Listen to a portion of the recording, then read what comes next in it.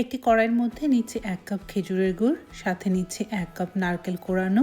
আমার চ্যানেলে এরকম অসংখ্য রেসিপি রয়েছে। চ্যানেলের রেসিপিগুলো ভালো লাগলে চ্যানেলটিকে লাইক, শেয়ার এবং সাবস্ক্রাইব করতে পারেন।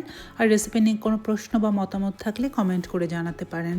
নারকেল আর খেজুরের গুড়টাকে হাত দিয়ে খুব ভালোভাবে মাখিয়ে নিচ্ছি।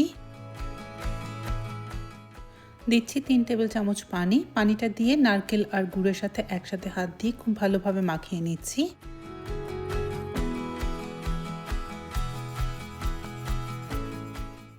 এবারে নারকেল গুড় মাখানো কড়াইটা ধরে চুলায় বসিয়ে দিয়ে চুলার আঁচটাকে মিডিয়াম হাইতে রেখে নেড়ে চেড়ে যতক্ষণ পর্যন্ত না নারকেল গুড়ের মধ্যে একটা আঠালো ভাব চলে আসে ততক্ষণ পর্যন্ত রান্না করতে হবে।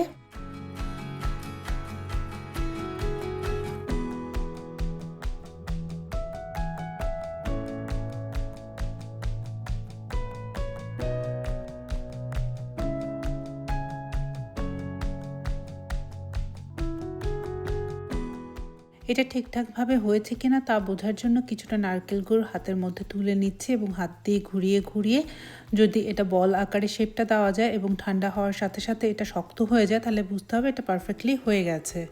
আপনি চাইলে এই অবস্থাতে নামিয়ে ঠান্ডা করে কেটে নিতে পারেন।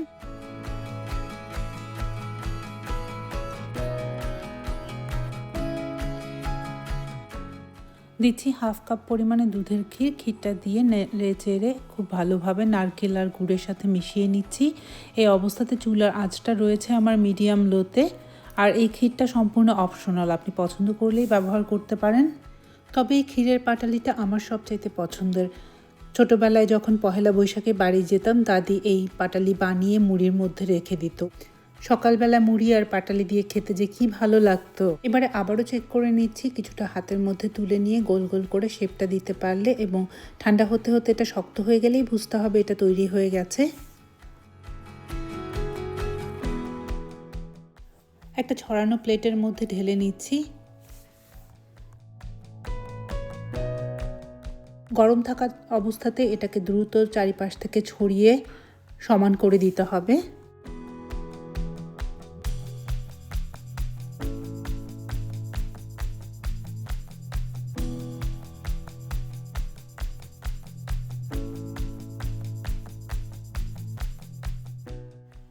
সমান করা হয়ে গেলে অপেক্ষা করব কিছুটা সময় একটু ঠান্ডা হবার জন্য, কিন্তু সম্পূর্ণ ঠান্ডা নয়।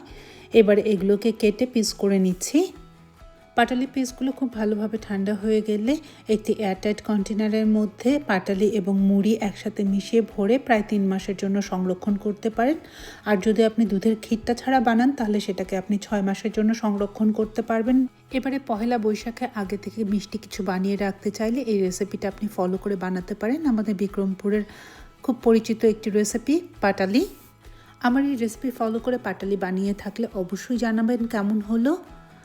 ধন্যবাদ সবাইকে সুমিস কিচেন চ্যানেলটি দেখার জন্য। আবারও দেখা হবে নতুন কোনো রান্না নিয়ে সুমিস কিচেনে। ততক্ষণ পর্যন্ত একটা কাজ সবাই মিলে করি, আমি ভালো থাকি, আমার পাশের মানুষগুলোকে ভালো রাখার চেষ্টা করি। ধন্যবাদ।